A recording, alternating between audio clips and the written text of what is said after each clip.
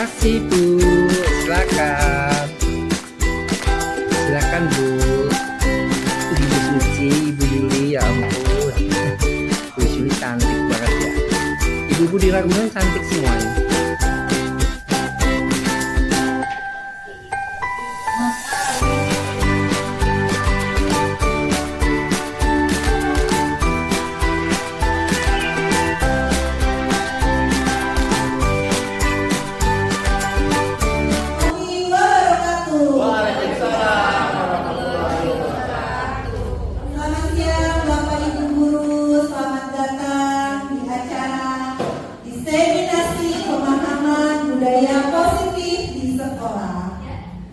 Yang terhormat Bapak Ajat Sudarjat MPD selaku Kepala Sekolah SMP SMA Negeri Ragunan, yang saya banggakan Bapak Ibu Guru, walau kondisi siang hari ini cetar membahana, tapi terima kasih untuk Bapak Ibu Guru sudah meluangkan waktunya hadir di ruangan ini. Bersama saya Siti Mulyana yang akan memandu acara siang hari ini hingga selesai nanti. Sebelum dimulai, saya ingin untuk berpantun sedikit ya Bapak Ibu. Ya. Jawab cakep ya? Cakep. Cakep. Belum. Bulan Zulhijjah telah tiba. Cakep. Jamaah haji pergi ke Mekah. Cakep. Dengan bismillah acara dibuka. Semoga acara kita mendapat berkah.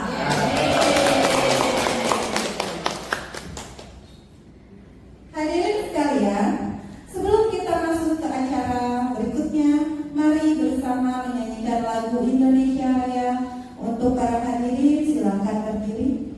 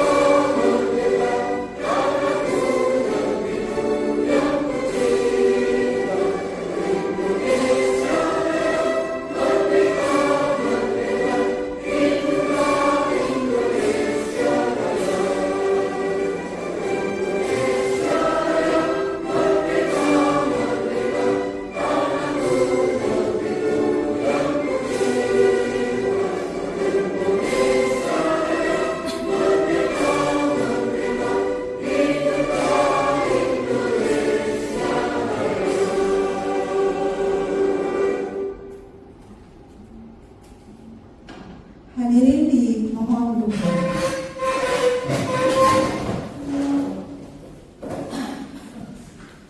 Selanjutnya, mari kita dengarkan sambutan dari kepala sekolah kita,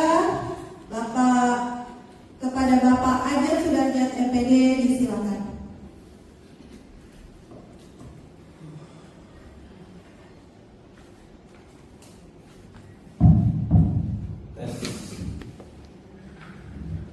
Terima kasih. Dalam keadaan siang yang habis makan ngantuk, tapi tetap semangat. Assalamualaikum warahmatullahi wabarakatuh. Waalaikumsalam warahmatullahi wabarakatuh. Terima kasih atas kesempatan waktu yang telah diberikan kepada saya. Sekali lagi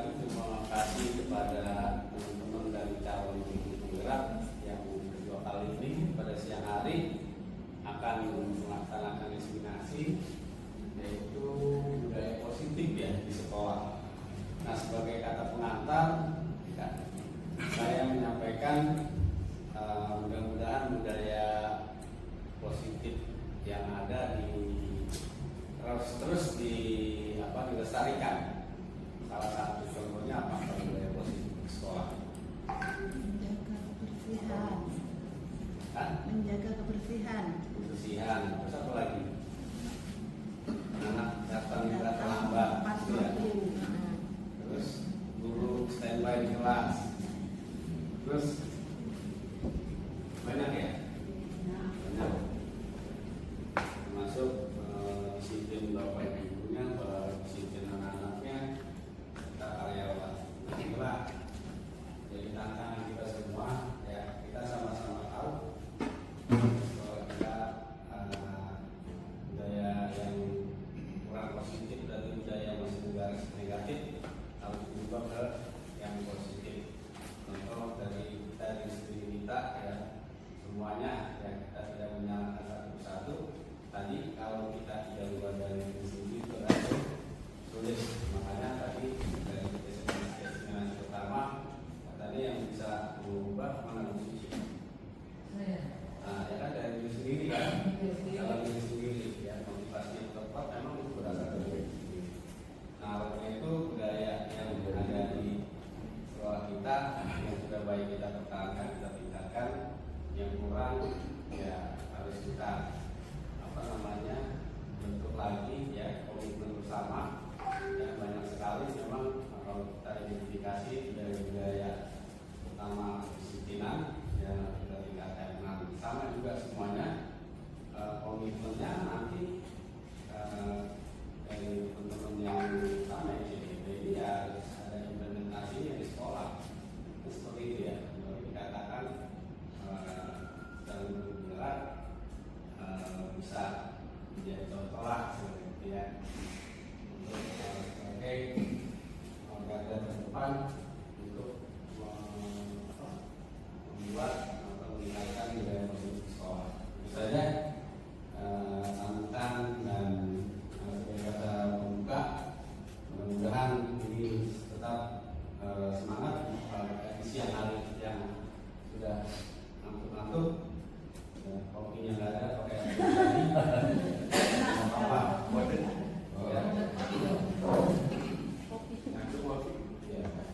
Ini ada apa? Pantun. Lalai ngumpul dalam lumpur. Bebek betul sambil berlari. Kan bisa betul sambil berlari. Mata ngantuk kurang tidur. Lihat mertua disangka istri.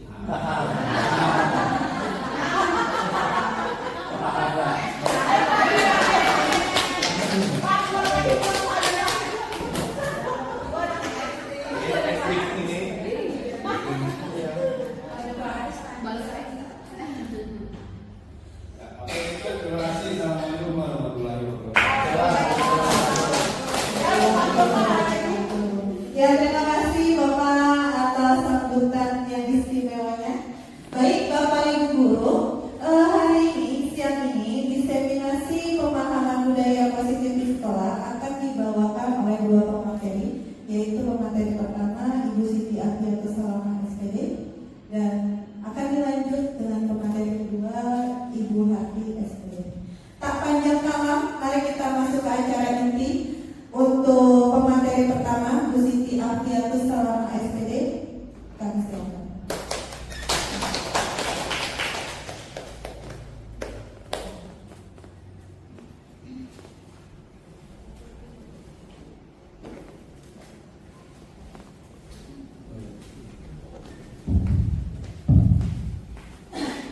Assalamualaikum warahmatullahi wabarakatuh.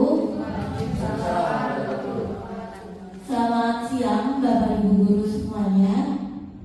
Terima kasih saya ucapkan atas kesempatan dan waktu yang diberikan oleh Bapak Ibu Guru semuanya sehingga dapat hadir pada acara desiminasi pemahaman konsep-konsep penerapan budaya positif di sekolah. Yang pertama-tama saya ucapkan terima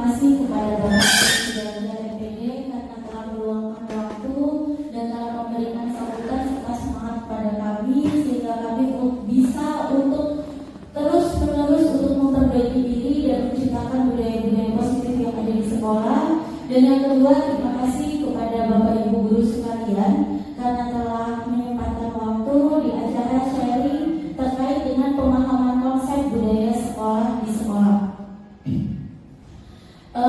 Di sini saya Siti Afiatus Salama selaku calon guru penggerak angkatan 10 akan melakukan diseminasi pemahaman terkait dengan konsep-konsep penerapan budaya positif di sekolah. Baik, Bapak Ibu guru sekalian, karena hari ini sudah menjelang siang hari ya, saya ada sedikit ice breaking nih Bapak Ibu agar lebih bersemangat lagi. Dimohon bantuannya untuk berdiri semua ya Bapak Ibu ya. Kita ada di depan dan kita menggunakan kursi ya Bapak Ibu ya. Kita menggunakan kursi berkeliling di depan ya. Jadi nanti kita ada ice breaking namanya tiup angin bertiup. Jadi di ice breaking tiup angin bertiup, nanti ketika saya selaku instruktur yang pertama itu mengucapkan tiup angin bertiup, berarti Bapak Ibu guru silakan menjawab tiup kemana. Nah misalnya nih saya berbicara tentang tiup ke Bapak yang menggunakan jam tangan. Nah, berarti yang merasa menggunakan jam tangan, Bapak itu harus melakukan pergeseran. Nah, nanti yang tidak mendapatkan tempat duduk, berarti nanti akan menggantikan saya menjadi instruktur. Jadi kita mencoba untuk mendengarkan dari instruktur tersebut. Baik Bapak Ibu, kita mulai ya ice breaking hari ini.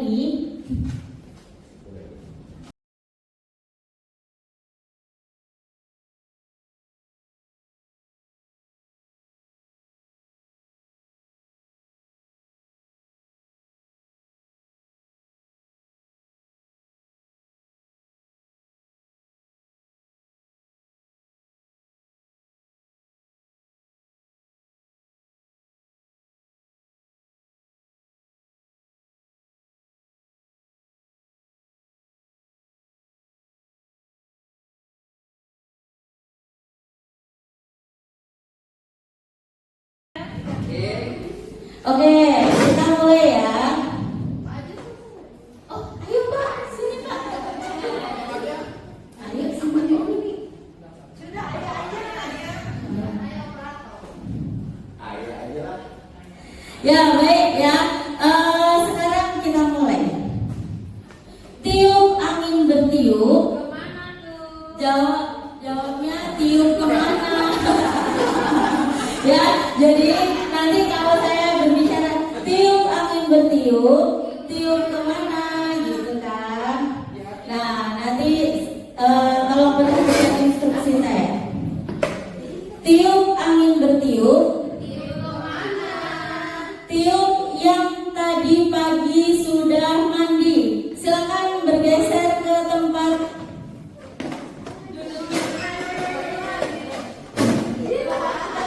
Nah, berarti Bu Cahaya jadi instrukturnya. Silakan Bu Cahaya.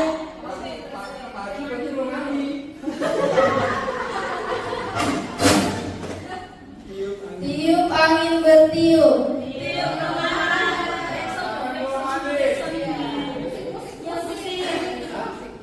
Musik. Tadi belum mandi.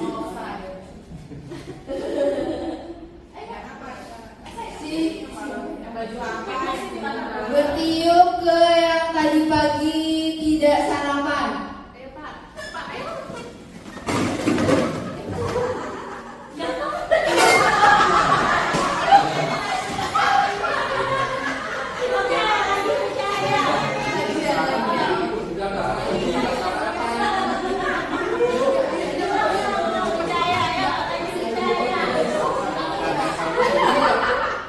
Jelas banget kan? Nanti nggak sarapan jelas udah.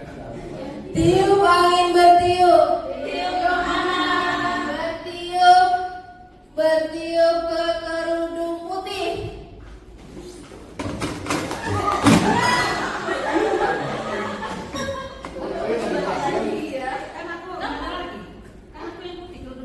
Kamu yang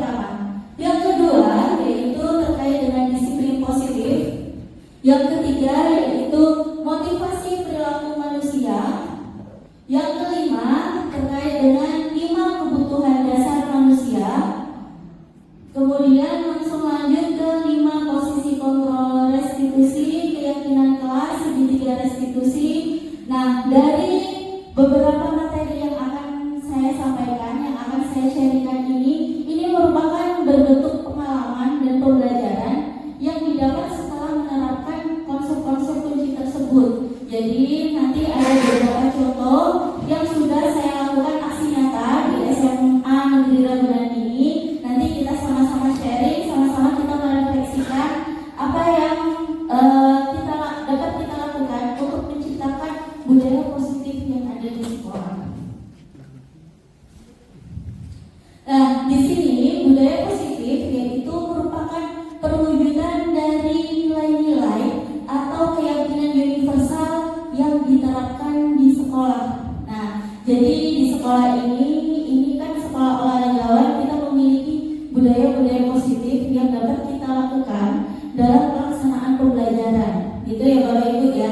Nah, tujuan dari budaya positif ini adalah menciptakan lingkungan yang positif serta mendukung murid menjadi pribadi yang bahagia, mandiri, dan bertanggung jawab sesuai dengan filosofi Ki Hajar Dewantara. Artinya nanti dari budaya positif yang sudah diterapkan ini, kita berharap murid itu dapat lebih senang untuk datang ke sekolah. Kemudian murid itu juga dapat mandiri ataupun dapat bertanggung jawab dari perilaku-perilaku yang telah dilakukan selama pelaksanaan pembelajaran di lingkungan sekolah ini. Lanjut saya. Nah, ini perubahan paradigma belajar. Di sini berkaitan dengan bagaimana sih kontrol seseorang bisa berubah. Nah, di sini bila kita ingin membuat kemajuan perlahan sedikit-sedikit, ubahlah sikap atau perilaku Anda. Jadi, jika kita ingin melakukan suatu perubahan yang ada di sekolah, maka kita terlebih dahulu harus ubah bagaimana cara kita bersikap, bagaimana cara kita berperilaku. Namun, bila kita ingin memperbaiki cara-cara utama kita, maka kita perlu mengubah kerangka acuan kita. Jadi, kita harus merubah mindset kita. Gitu ya Bapak Ibu ya. Ubahlah sebagaimana Anda bisa melihat dunia, bagaimana Anda berpikir tentang manusia. Ubahlah paradigma Anda, skema pemahaman Anda, dan penjelasan aspek-aspek tentang realitas. Jadi ketika kita ingin merubah sesuatu, berarti kita harus merubah mindset kita terlebih dahulu. Kemudian kita bisa berubah perlahan-lahan dari sikap dan perilaku kita di sekolah. Nah, di sini ada perubahan paradigma belajar yang tadi sudah dijelaskan oleh Bu Suci. Diibaratkan seperti seseorang yang menggenggam tangan. Ketika seseorang itu ingin membuka tangannya, jika kita tidak memiliki keinginan, apakah tangan itu bisa terbuka? Tidak. Nah, itu sama seperti dengan perubahan paradigma belajar. Jadi yang bisa menentukan itu adalah apa yang menjadi pemikiran kita. Jika kita menginginkan, maka kita akan bisa melakukan perubahan itu. Nah, di sini menurut William Glasser terkait dengan kontrol teori, di sini ada 4 macam, yaitu ilusi guru mengontrol murid. Ya, di sini padahal jika murid tersebut tidak mengizinkan. Nah, padahal tidak, jika murid itu tidak mengizinkan. Artinya kalau misalnya kita mau melakukan kontrol murid kepada murid, tapi ketika murid itu tidak mengizinkan, maka kita tidak bisa melakukan itu. Yang kedua, yaitu ilusi bahwa semua penguatan positif, efektif, dan bermanfaat, yaitu suatu bujukan bisa saja ditolak oleh murid, dan hal ini menjadikan murid berketergantungan kepada guru. Nah, ini adalah ilusi kedua ya Bapak Ibu ya. Yang ketiga, yaitu ilusi bahwa kritik dan membuat orang merasa bersalah dapat menguatkan karakter. Kadang kita itu berperilaku seolah-olah ketika ada anak yang berbuat salah, kita mengucapkan yang secara tidak sadar kita sampaikan. Nah, ini padahal ini akan menciptakan identitas murid yang gagal. Karena apa? Oh, ternyata yang saya lakukan itu adalah salah, sehingga itu masuk ke dalam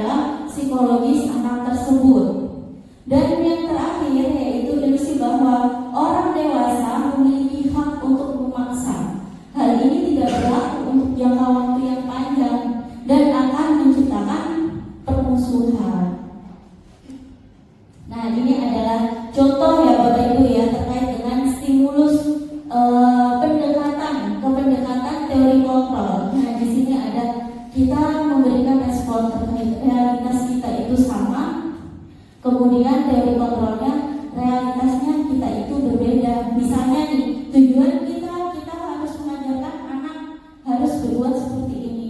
Tapi ketika realitasnya yang diterima oleh anak itu, ternyata ketika datang ke sini mereka mengalami kendala. Nah, ini adalah salah satu contoh bahwa realitas kita ini adalah berbeda, gitu ya Bapak Ibu ya. Dari sini setuju Bapak Ibu? Oke, silakan dilanjut bicara. Nah, di sini ada kata-kata disiplin positif, ya. Saya mau menanyakan nih, menurut Pak Widi, ya, Pak Widi, disiplin positif menurut gambaran dari Pak Widi itu seperti apa ya Pak ya?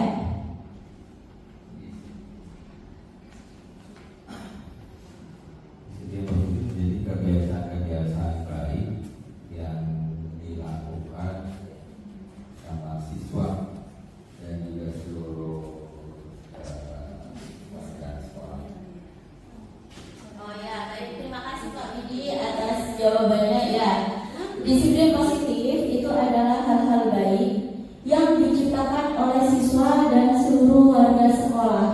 Di sini kadang kita itu berpikir ya Bapak Ibu ya, yang namanya disiplin itu berkaitan dengan hukuman. Anak itu harus patuh, gitu ya. Itu seperti yang disampaikan di teori ini bahwa kata disiplin sering dihubungkan dengan hukuman. Padahal sungguh itu hal yang berbeda. Karena belajar tentang disiplin positif tidak harus dengan memberikan hukuman. Justru itu adalah salah satu alternatif terakhir dan bila perlu tidak digunakan sama sekali. Jadi kalau bisa itu kayak hukuman dan lain-lain yang berkaitan dengan fisik itu tidak diberikan. Terus yang kedua, dalam budaya kita makna disiplin dimaknai menjadi sesuatu yang dilakukan seseorang pada orang lain untuk mendapatkan kepatuhan. Misalnya kita membuat peraturan yang menjadikan orang itu harus patuh terhadap peraturan tersebut. Dan yang ketiga, ini menurut Ki Hajar Dewantara, yaitu di mana ada kemerdekaan, di situ adalah kita harus melakukan disiplin yang kuat. Menurut Ki Hajar Dewantara, orang yang dianggap memiliki kemerdekaan berarti kita harus itu memiliki kedisiplinan yang kuat. Itu ya. Next bicara ya. Nah, di sini saya berkesimpulan bahwa disiplin positif merupakan salah satu cara penerapan disiplin yang bertujuan untuk menumbuhkan kesadaran. Bagaimana sih cara kita bisa menumbuhkan kesadaran dengan memberdayakan murid atau peserta didik itu tanpa imbalan, gitu ya. Artinya itu nanti akan dilakukan secara sukarela, gitu ya Bapak Ibu ya. Nah, di sini menurut Ki Hajar Dewantara dan Dian Gosen, yaitu disiplin positif sama dengan kontrol diri, yaitu belajar untuk mengontrol diri agar dapat mencapai suatu tujuan yang mulia.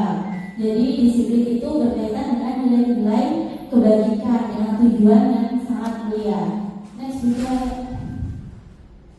Nah, kesimpulannya yaitu indahnya tercipta ketika warga sekolah saling belajar. Jadi diharapkan dengan adanya disiplin positif ini kita sama-sama melakukan pembelajaran ya Bapak Ibu ya. Kita sama-sama saling terikat dan terhubungkan satu sama lain. Jadi kita harus berkolaborasi, gitu. Karena warga sekolah yang seperti itu akan mengambil tanggung jawab untuk pembelajarannya, senantiasa berusaha menjadi insan yang lebih baik lagi dari yang sebelumnya, gitu. Lanjut bicara. Nah, di sini ada nih, mohon maaf terlalu kecil. Di sini ada nilai-nilai kebajikan. Di sini ada profil pelajar Pancasila. P5 itu juga masuk ke dalam nilai-nilai kebajikan yang harus kita bisa tanamkan kepada para peserta didik.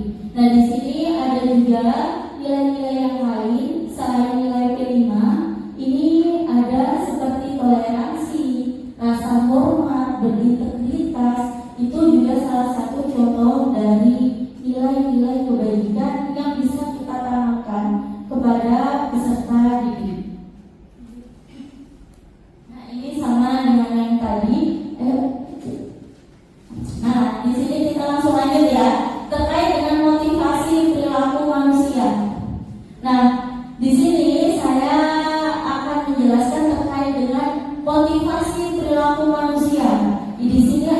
macam, yaitu yang pertama untuk menghindari ketidaknyamanan atau hukuman. Ya, itu yang pertama. Di sini kalau menghindari ketidaknyamanan atau hukuman itu berarti kadang anak itu datang ke sekolah karena takut nih nanti dihukum sama pelatih.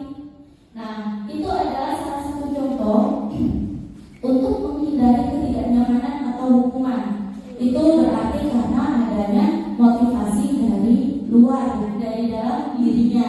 Yang kedua, untuk mendapatkan penghargaan atau imbalan dari orang lain. Misalnya nih, ada anak datang ke sekolah, alasannya karena apa? Nanti kalau hari ini saya datang ke sekolah, saya nanti dapat hadiah, gitu. Nah, ini adalah salah satu contoh motivasi karena mendapatkan imbalan. Jadi dia motivasinya itu dari luar, bukan karena saya ingin berangkat ke sekolah karena saya ingin belajar, gitu ya. Nah, ini yang terakhir, untuk menjadi orang yang mereka inginkan dan menghargai diri sendiri dengan nilai-nilai yang mereka percaya. Nah, di sini itu yang terakhir yaitu berkaitan dengan motivasi internal. Nah, ini ya penjelasannya terkait dengan menghindari ketidaknyamanan. Ini berarti anak itu sudah pada tingkat yang paling rendah sekali. Jadi kalau nggak dipaksa dia nggak berangkat. Kalau nggak kita kejar-kejar mereka nggak datang ke sekolah. Ini berarti anak kita ada di posisi terendah. Jika misalnya si anak itu mengalami masa-masa seperti itu. Kalau yang kedua, satu tingkat di atas motivasi. Di sini orang berperilaku untuk mendapatkan imbalan atau penghargaan. Jadi kalau misalnya saya berangkat ke sekolah, saya mendapatkan HP. Nah, itu adalah salah satu contoh dari untuk mendapatkan penghargaan atau imbalan. Nah, ini ya contoh perilaku manusia yang sebutnya ya. Nah, ini ya menjadi orang yang mereka inginkan. Ini yang ketiga nih. Orang dengan motivasi ini akan bertanya, akan menjadi seperti apa sih apabila saya melakukannya? Jadi ada yang digali di dalam dirinya. Nah, mereka melakukan sesuatu karena nilai-nilai yang mereka yakini dan mereka hargai. Dan mereka melakukannya karena mereka ingin menjadi orang yang melakukan nilai-nilai yang mereka yakini tersebut. Ini adalah motivasi yang membuat seseorang memiliki disiplin positif. Jadi kalau misalnya sudah ada dalam niatan dalam diri bahwa ketika saya berangkat ke sekolah saya bisa belajar, kemudian saya bisa memperbaiki nilai-nilai saya atau apa yang ada dalam dirinya, itu akan menumbuhkan kesadaran diri sendiri tanpa kita suruh mereka itu datang. Gitu ya Bapak Ibu ya. Dari sini ada yang ditanyakan Bapak Ibu? Bisa dilanjut ya. Berarti yang ketiga itu udah anak itu udah paham ya tentang hak dan kewajiban gitu ya. Iya betul Pak Arif. Iya betul. Jadi anak-anak kalau yang sudah mengetahui haknya dia, tujuannya dia, harapannya dia ke depan, dia akan dengan senang hati akan melaksanakannya tanpa kita suruh gitu ya. Nah ini Bapak Ibu Guru, bagaimana sih cara kita memunculkan motivasi internal? Maka kita harus menghindari penghargaan yang berlebihan dan meminimalisir motivasi eksternal dalam murid. Nah, ini adalah tugas kita bersama ya Bapak Ibu ya. Di sini nanti kita akan sharing terkait dengan bagaimana sih cara kita menumbuhkan motivasi kepada diri setiap anak tersebut. Next picture ya. Nah, di sini ada contoh nih, contoh kasus motivasi intrinsik dan ekstrinsik. Bisa Bapak Ibu simak terlebih dahulu.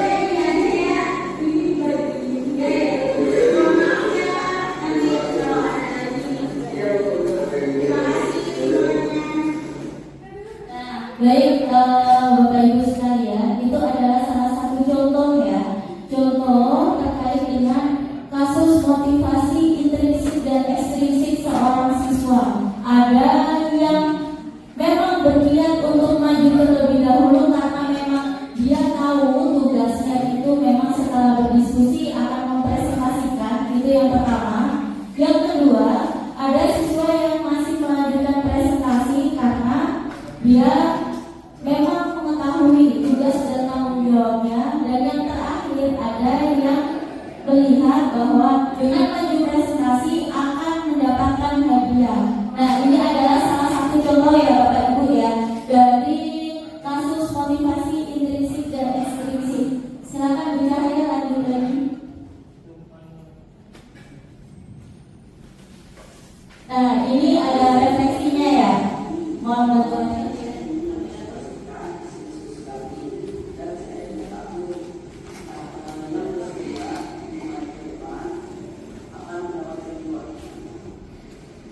Waktu kami maju pertama, awalnya membangun percaya diri. Kami maju ke depan dari contoh, sehingga kita bisa mengambil dan alhamdulillah kalau kami dapat berjuang.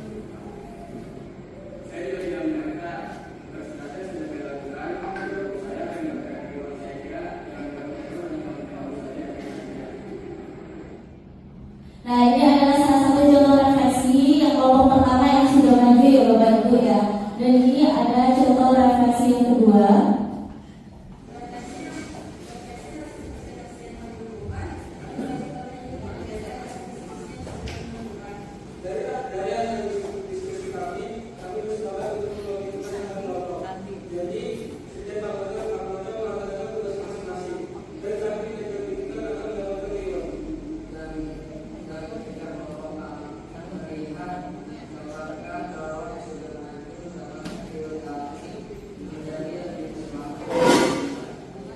Nah, ini ya Bapak Ibu ya, ada satu anak yang karena melihat temannya mendapatkan reward, jadinya dia itu termotivasi untuk melakukan presentasi. Tetapi teman-teman yang lain karena memang sudah menjadi tugas dan tanggung jawabnya dengan sukarela mengajukan diri untuk melakukan presentasi. Next bicara untuk refleksi yang terakhir.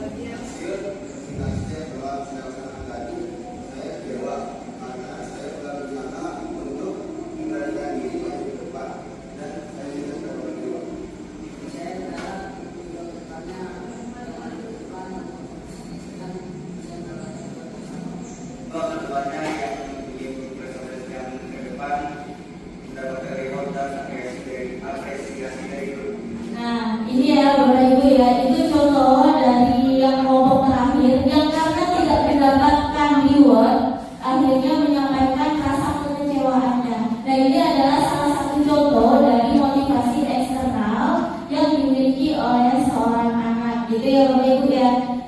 Next bicara ya. Nah, sekarang kita akan masuk ke materi terkait dengan hukuman dan penghargaan.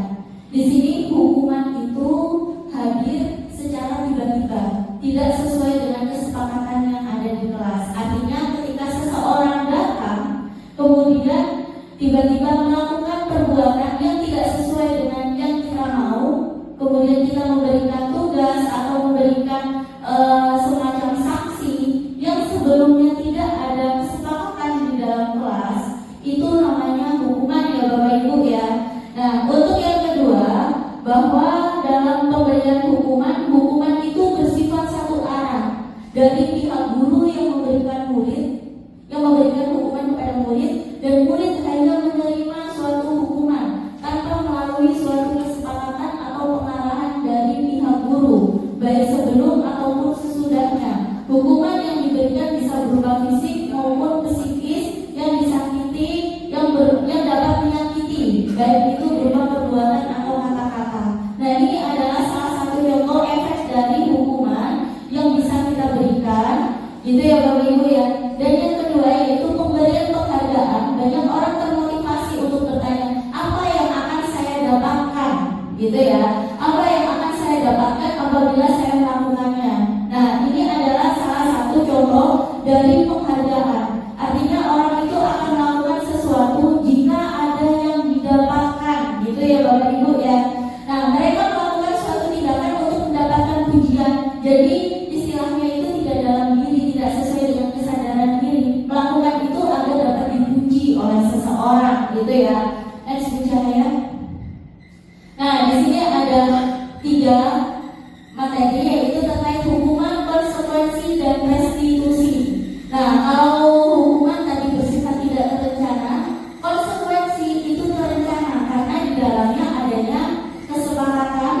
Dan yang terakhir restitusi. Restitusi itu adalah proses untuk menciptakan kondisi bagi murid untuk memperbaiki kesalahan. Jadi ketika ada murid yang melakukan suatu kesalahan, kita mencoba untuk memperbaikinya dengan mengajak berdiskusi, itu dinamakan adalah restitusi. Next bicara. Nah, ini ada perbedaan antara restitusi, konsekuensi, dan hukuman. Nanti bicara. Nah, ini ya, ada istilahnya dihukum oleh penghargaan. Nah, dihukum oleh penghargaan menurut Alfikon, yaitu mengemukakan baik penghargaan maupun hukuman adalah cara mengontrol perilaku seseorang yang dapat menghancurkan potensi, ya, dapat menghancurkan potensi untuk pembelajaran yang sesungguhnya. Menurut Kon, secara ideal tindakan belajar itu sendiri adalah penghargaan sesungguhnya. Artinya dia akan memperoleh penghargaan itu berdasarkan dari dalam dirinya, bukan dari orang lain. Next bisa ya. Ini ada ciri-cirinya karena ada pengaruh jangka pendek, jangka panjang, penghargaan merusak hubungan, penghargaan mengurangi ketepatan waktu, penghargaan tidak efektif. Lanjut. Nah, ini ada ciri-cirinya. Nanti kita akan bahas pada video berikutnya. Nah, ini terkait dengan restitusi. Restitusi adalah proses untuk menciptakan kondisi bagi murid untuk memperbaiki kesalahan mereka. Artinya, kita akan memberikan kesempatan kepada murid apabila murid tersebut melakukan suatu kesalahan, menanyakan kenapa bisa seperti itu, gitu. Itu adalah salah satu proses atau upaya dalam memperbaiki kesalahan yang dilakukan oleh murid. Nah, di sini ada ciri-ciri restitusi. Yang pertama, restitusi bukan untuk menebus kesalahan, namun untuk belajar dari kesalahan. Yang kedua, restitusi itu bisa memperbaiki hubungan. Yang ketiga, restitusi adalah tawaran, bukan paksaan. Jadi kita nanti akan menawarkan, bagaimana kalau seperti ini? Jadi bukan karena paksaan kamu harus seperti ini, gitu ya. Yang keempat, yaitu restitusi menuntut untuk melihat ke dalam diri. Jadi kita merefleksikan bersama-sama terkait dengan kesadaran seperti apa. Kemudian restitusi diri adalah cara yang paling baik. Restitusi fokus pada karakter, bukan pada tindakan. Jadi kita memperbaiki diri anak itu berdasarkan pada karakter, bukan tindakannya ya Bapak Ibu ya. Karena kalau karakternya sudah benar, insya Allah tindakannya juga akan benar. Nanti percaya. Nah, di sini nih, ini ada 5 kebutuhan dasar. 5 kebutuhan dasar manusia. Di sini saya mau bertanya terlebih dahulu kepada Bapak Ibu. Pak Arif, bisa tolong disebutkan kira-kira dari dalam perjalanan kehidupan ini kebutuhan-kebutuhan apa sih yang Bapak butuhkan? Bisa disampaikan, Pak? Baik. Ya, pertama kebutuhan saya sebagai pekerja sangat luas. Ada itu kebutuhan pertama untuk paling utama ya, seperti saya segala macam, kebutuhan untuk hak belajar, ya sebenarnya. Kemudian pangan dan pangan itu kalau saya ada juga menunjukkan karena yang besar. Baik, terima kasih Pak Arif. Itu adalah salah satu contoh ya kebutuhan-kebutuhan yang diperlukan oleh Pak Arif. Jadi setiap manusia itu pada dasarnya memiliki kebutuhan-kebutuhan ya Pak ya. Jadi setiap manusia itu memiliki kebutuhan-kebutuhan yang harus dipenuhi. Kebutuhan tersebut memiliki tujuan tertentu ya. Jika misalnya nih kita tidak dapat memenuhi kebutuhan itu, maka akan ada tindakan-tindakan yang bertentangan dengan peraturan-peraturan yang sudah ada sebelumnya. Next bicara ya. Nah, di sini di materi ini ada 5 kebutuhan dasar manusia, yaitu yang pertama kebutuhan bertahan hidup berupa makanan, minuman, tempat tinggal, keamanan dan kesehatan, kebutuhan kasih sayang dan rasa diterima. Ini juga yang harus dipenuhi, kebutuhan penguasaan, kemudian kebutuhan kebebasan dan kebutuhan kesenangan. Next bicara ya. Nah, ini adalah salah satu contoh ya. Bagaimana sih caranya Dinda siswa kelas 3 SD memenuhi kebutuhannya? Ibu guru bilang aku tidak boleh bersenandung sewaktu mengerjakan tugas karena kelas harus tenang, tidak ada suara, kan nggak seru jadinya. Nah, ini adalah contoh kebutuhan kesenangan ya Bapak Ibu ya, yang harus dipenuhi oleh Dinda. Next bicara ya. Nah, ini adalah contoh kasus ya Bapak Ibu ya. Ini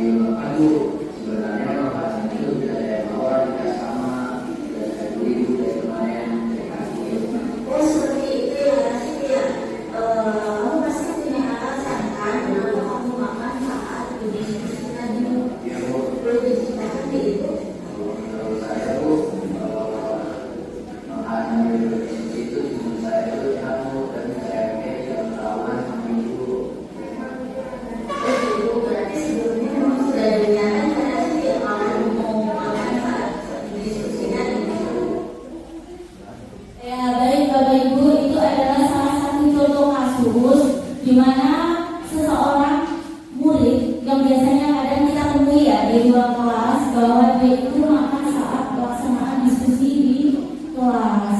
Jadi dia itu makan. Nah, kadang kita itu kalau misalnya nih kita ketemu dengan anak yang sering makan saat melaksanakan diskusi, bagaimana ya respon Bapak Ibu ya? Mungkin Bu Yogi bisa menanggapi. Kalau misalnya ada siswa yang sedang makan saat melaksanakan diskusi, bagaimana respon dari Ibu Yogi? Kalau untuk saya yang pastinya saya tegur ya Bu Afi ya. Saya tegur, kemudian saya tanyakan alasannya.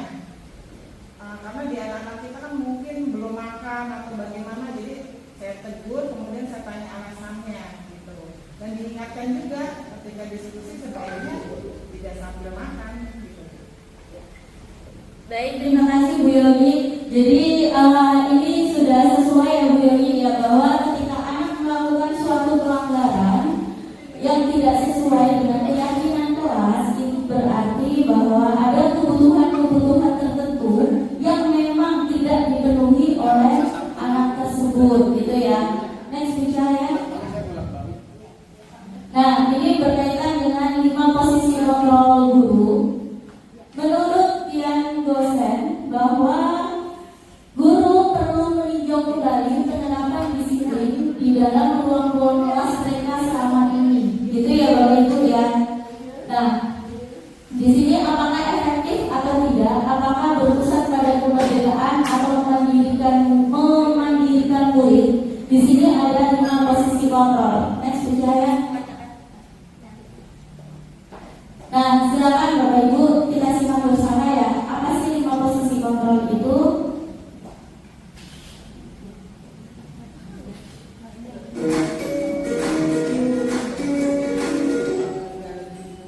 Salam bahagia Ibu dan Bapak Guru hebat. Dalam penerapan disiplin positif restitusi, salah satu program yang dikembangkan adalah 5 posisi kontrol. 5 posisi kontrol dalam restitusi adalah proses perjalanan seorang pendidik agar dapat mengenali dirinya. Pada video kali ini, kita akan membahas tentang 5 posisi kontrol yang dikembangkan oleh Dayan Dosen dan contoh penerapannya.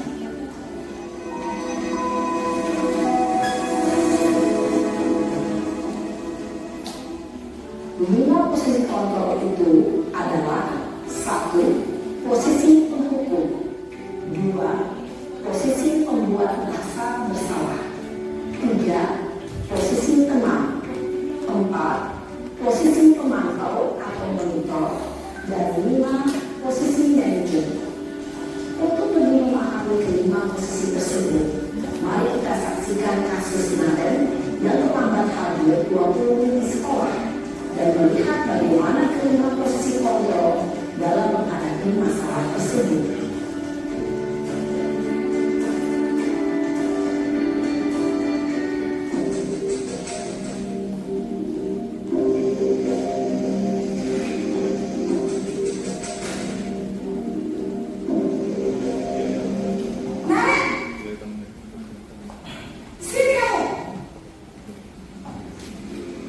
Selamat pagi Bu.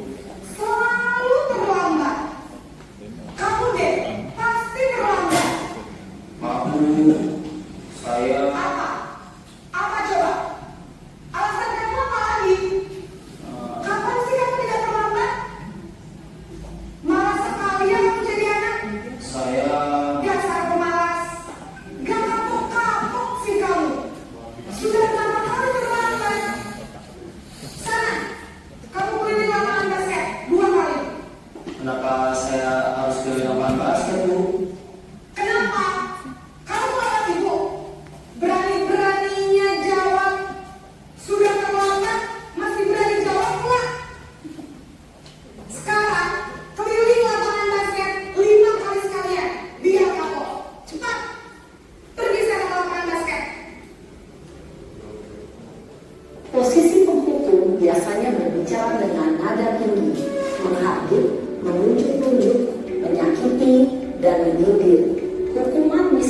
secara fisik maupun psikis. Ibu dan bapak guru hebat. Dampak yang terjadi pada murid ketika guru berada pada posisi pemukul adalah murid cenderung akan memberontak, bahkan menyimpan dendam.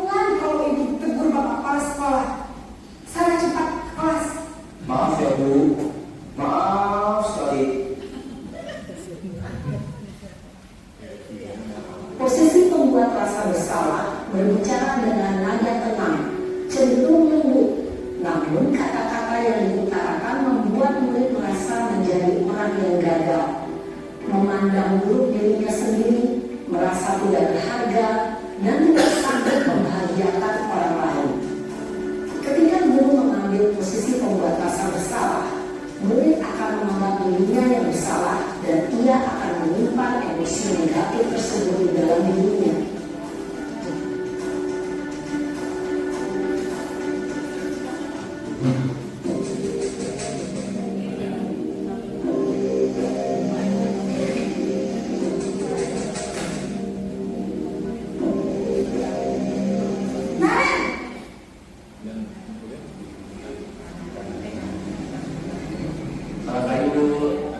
Wah, sudah jam berapa ini, Nak?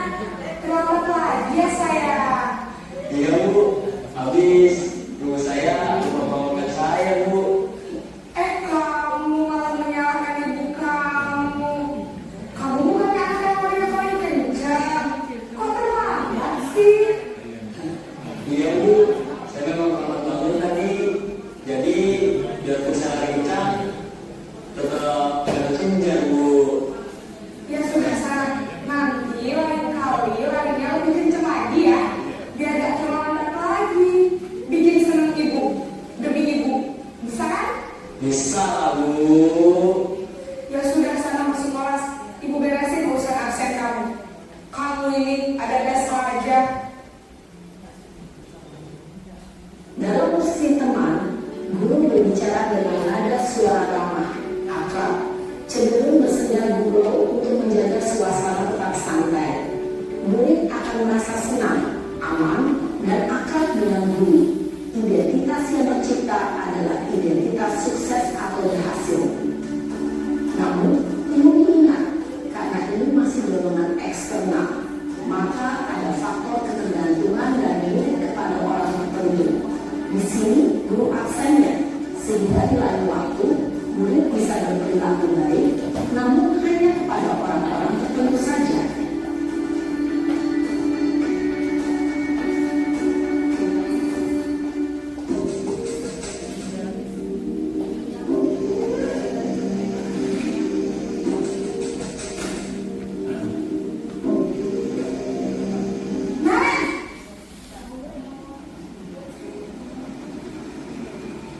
Selamat pagi Bu. Naren, apa peraturan sekolah kita tentang jam berapa kita harus masuk sekolah, Nak? Kita harus di sekolah jam 7 Bu. Iya betul, sekarang sudah jam 7.20. Naren sudah tahu konsekuensinya jika terlambat hadir. Paham Bu.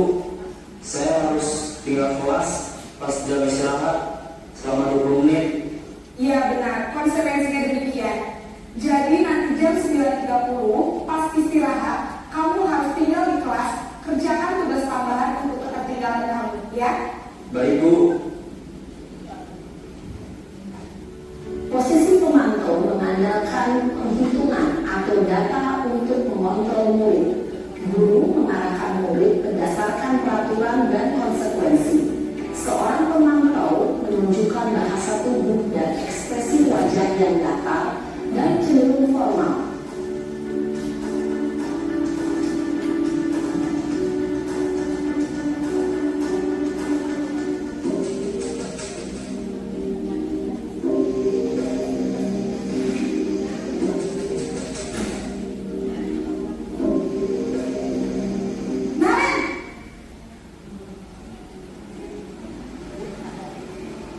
Selamat pagi Bu.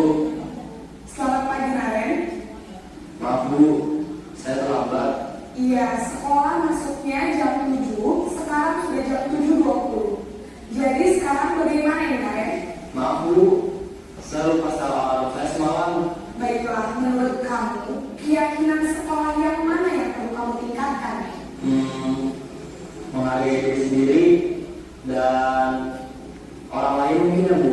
Setuju. Jadi, apakah Naren meyakini prinsip saling menghormati tersebut? Iya Bu, saya meyakininya. Apakah Naren bersedia memperbaiki masalah keterlambatan ini? Bersedia Bu. Bagaimana kamu akan memperbaiki masalah keterlambatan ini? Saya akan coba untuk tidak lupa menyetel alarm saya Bu. Baik, kalau Naren lupa menyetel alarm di rumah, ada orang yang kira-kira bisa bantu mengingatkan tidak? Ada Bu, kakak saya, Kak Emma. Ada lagi selain Kak Emma? Selain Kak Emma, ada ibu saya. Baik, jadi yang mengingatkan Naren adalah Kak Emma dan ibu kamu ya? Kira-kira akan mulai alarm kapan Naren? Setelah pulang sekolah, akan segera saya lakukan. Baik, jadi Naren akan setel alarm untuk bangun besok pagi dan akan diingatkan oleh kakak dan ibunda Naren ya. Ada lagi yang mungkin perlu dilakukan Naren agar tidak terlambat bangun lagi. Tidak ada Bu. Baik Naren, terima kasih untuk kerjasama kamu. Sekarang kamu perlu kembali ke kelas untuk belajar. Baik Bu, terima kasih. Posisi manajer adalah posisi kontrol yang disarankan untuk membimbing murid memiliki sikap disiplin yang positif, yaitu murid yang mandiri, bertanggung jawab, dan dapat memecahkan masalah. Tujuan dari posisi ini adalah agar murid dapat berefleksi atas tindakannya. Guru akan dengan tulus memberikan pertanyaan-pertanyaan bermakna, sehingga membuat murid dapat belajar dari kesalahannya dan mencari sebuah solusi untuk menyelesaikannya. Ibu dan Bapak guru hebat, setelah mengamati adegan. Baik Bapak Ibu, setelah kita melihat video tentang 5 posisi kontrol yang dimiliki oleh guru, itu adalah gambaran ya Bapak Ibu semuanya ya, terkait dengan sering atau tidak kita menemui kejadian-kejadian seperti itu yang ada di lingkungan sekolah gitu ya. Mungkin saya mau bertanya kepada Bu Yogi. Bu Yogi, gimana tanggapan dari video tersebut Bu Yogi? Silakan.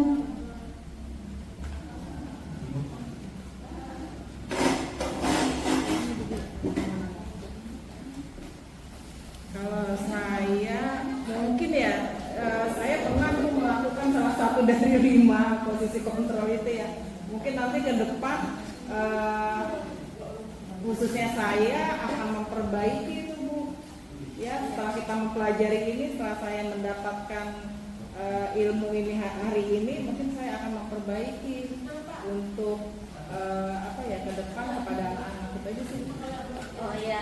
Baik, terima kasih Bu Yoni atas refleksinya. Jadi Bapak Ibu, ini adalah contoh gambaran ya Bapak Ibu ya, apabila menemui kasus-kasus seperti itu. Silakan Bapak Ibu sambil dimakan snacknya ya Bapak Ibu ya. Next Bu ya. Nah, di sini ada 5 posisi kontrol seorang guru. Nah, di sini ada yang sebagai penghukum, yang kedua pembuat rasa bersalah, yang ketiga sebagai seorang teman, yang keempat yaitu sebagai pemantau, yang kelima yaitu sebagai manajer. Nah, di sini manajer adalah posisi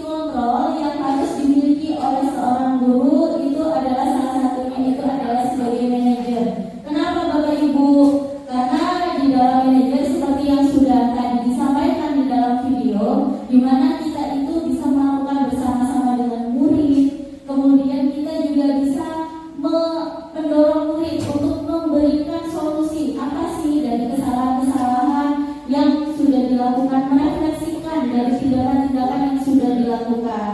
Jadi dari 5 posisi kontrol ini diharapkan kita semua ya Bapak Ibu ya, saya juga sebagai pengingat diri bahwa sebagai guru kita harus melihat dulu kondisi dari murid tersebut. Next bicara ya.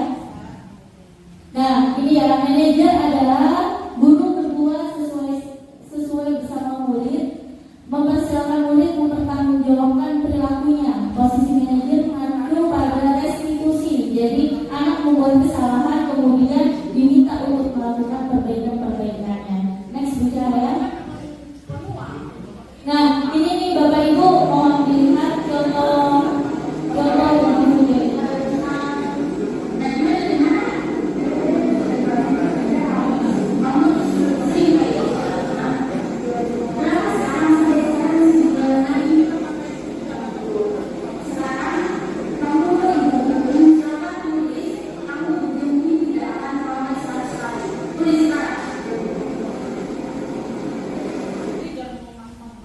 Nah ini adalah salah satu contoh ya Bapak Ibu ya. Nah kira-kira dari contoh video ini termasuk posisi guru sebagai apa? Penghukum. Baik, kita lihat ya efek dari kejadian ini. Bagaimana sih sikap psikologis seorang siswa jika saya menjadikan saya posisinya sebagai seorang penghukum? Next bicara ya. Refleksi dari kejadian ini adalah saya merasa sedih dan takut karena saat saya baru datang, saya langsung dimarahi dan dihukum tanpa mengetahui alasan mengapa saya terhenti. Nah, ini adalah salah satu contoh refleksinya, yaitu apabila kita bertindak sebagai penghukum, masing-masing anak memiliki gambaran tersendiri ya terkait dengan kejadian-kejadian tersebut. Next bicara ya. Nah, ini adalah salah satu contoh sebagai manajer ya Bapak Ibu. Assalamualaikum. Dari mana? Saya tahu. Oh gitu. Sebelum dikenali kamu, kita ngobrol dulu ya. Sebentar. Soalnya nggak ada isinya.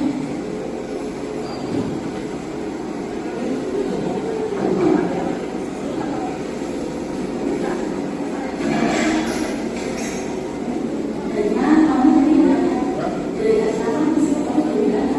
Saya berangkat dari itu. Dari asalnya saya masalah saya dulu saya diceritakan dan saya harus soalnya pas ada lagi kan capek banget. Terus saya langsung muncul sekolah dari oh gitu.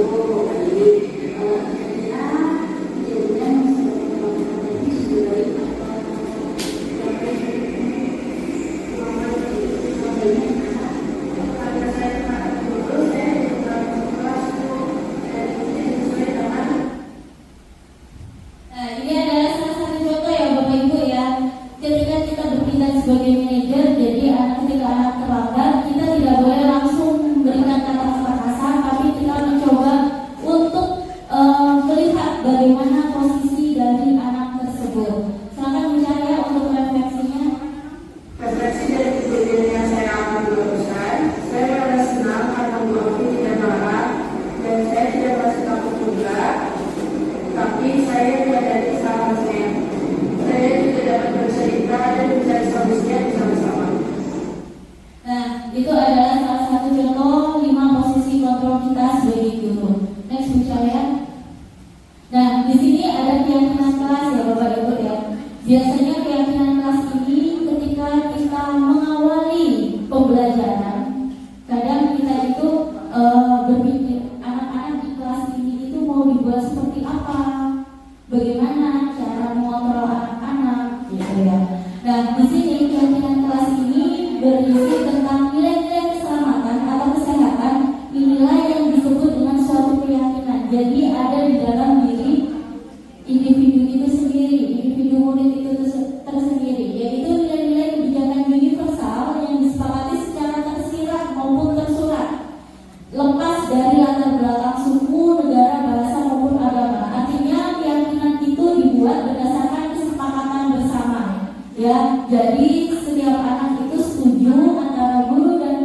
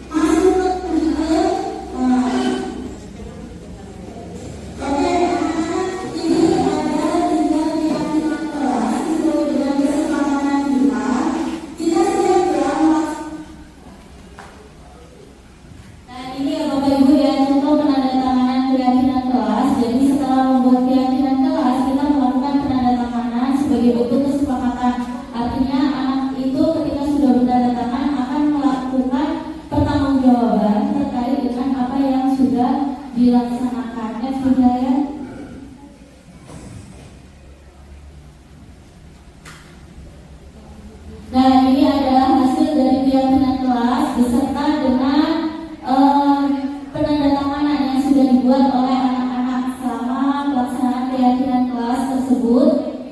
Next bicara. Nah, ini hasil dari keyakinan kelas yang sudah kita buat, yaitu yang pertama ada toleransi, yaitu di sini terdapat saling menghormati dan menghargai kepada guru dan teman. Yang kedua adalah peduli, menciptakan kelas yang bersih dan wangi, tidak makan di kelas, membuang sampah pada tempatnya, pelaksanaan piket secara bergilir, dan saling mengingatkan serta mengontrol agar tercipta suasana kondusif. Dan yang ketiga yaitu disiplin, datang tepat waktu, menggunakan seragam sesuai jadwal dan membawa alat tulis, gitu ya. Next Wijaya. Nah, di sini yang terakhir yaitu terkait dengan segitiga restitusi.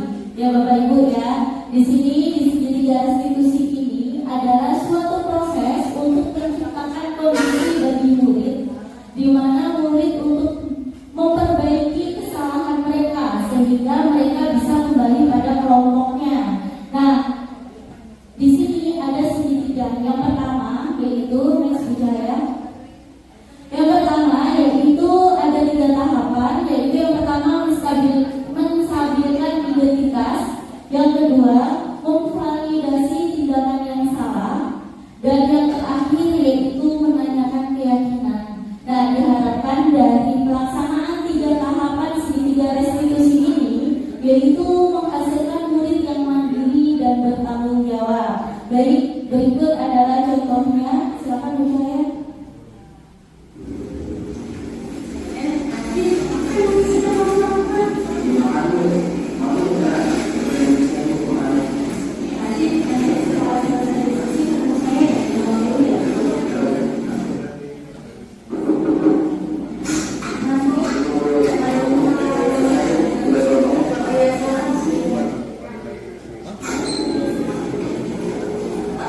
Gimana sih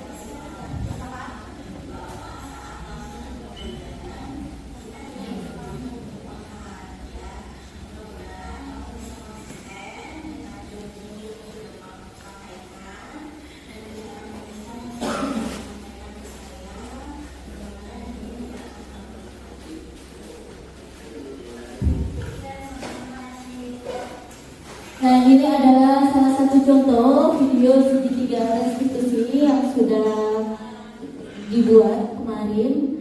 Dan selanjutnya Bu Cahaya. Nah, ini adalah refleksinya ya Bapak Ibu ya.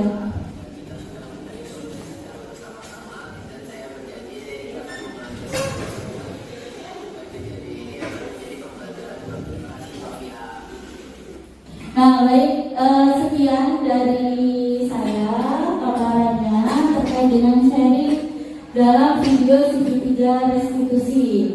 Nah, dari sini barangkali dari Bapak Ibu ada yang mau ditanyakan terkait dengan segitiga restitusi atau mungkin keyakinan kelas, budaya positif dan lain sebagainya. Jika tidak ada, kita langsung lanjut ya. Nah, di sini yaitu merefleksikan dari pelaksanaan kita sharing tadi, kita akan merefleksikan apa yang sudah kita peroleh dari presentasi hari ini yang dikaitkan dengan pelaksanaan pembelajaran yang sudah kita sama-sama lakukan di kelas ini. Mungkin dari Bapak Ibu ada yang mau merefleksikan, silakan. Oh ya, Bu Yuli, silakan Bu Yuli. Baik, terima kasih. Berdasarkan pemahaman materi hari ini, menurut saya jadi tahu nih posisi kontrol dari yang telah dijelaskan seperti guru itu menjadi penghukum, manajerial, terus menjadi pemantau, teman maupun pembuat naskah bersalah. Mungkin tanpa saya sadari, saya pun juga pernah ada di posisi tersebut gitu ya. Tapi menurut saya yang paling tepat adalah manajerial, karena dari manajerial tersebut kita bisa menuntut siswa untuk menyelesaikan solusinya atau bisa menuntut siswa menyelesaikan solusinya dari permasalahannya sendiri gitu. Oke, baik, terima kasih. Baik, terima kasih Bu Yuli atas refleksinya. Ada lagi Bapak Ibu yang mau melakukan refleksi? Ya, silakan Bu Cahaya. Baik, terima kasih atas paparannya hari ini Bu Afia.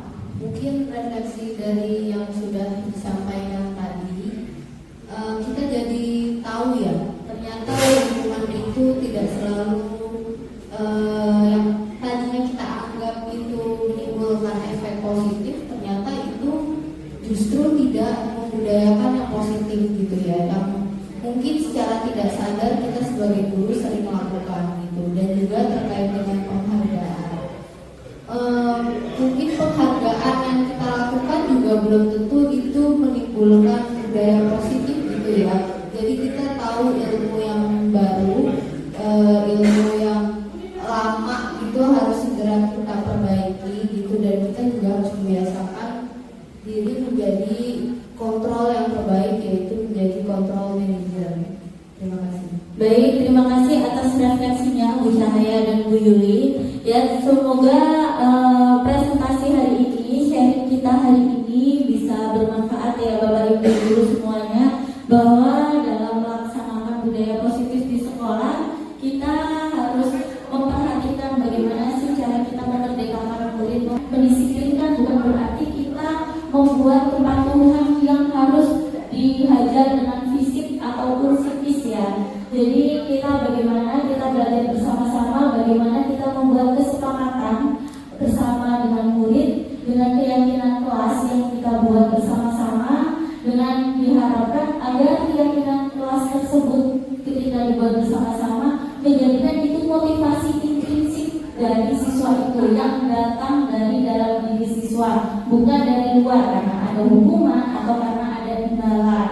Gitu ya Bapak Ibu ya, untuk perbaikan 5 posisi kontrol itu menjadi pembelajaran bagi kita semua. Semoga kita bisa menjadi guru yang lebih baik lagi. Demikian sharing atau paparan dari diseminasi terkait dengan konsep-konsep budaya positif di sekolah.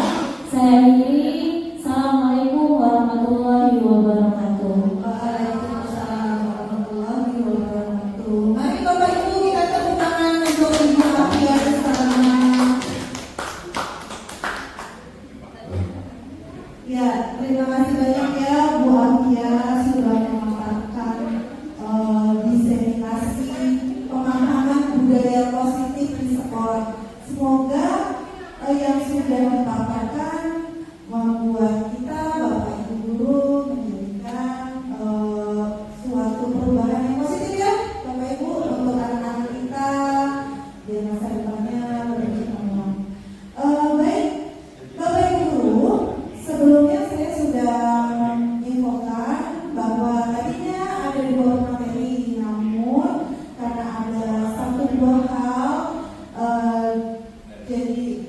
Untuk pemateri kedua dilanjutkan esok hari pada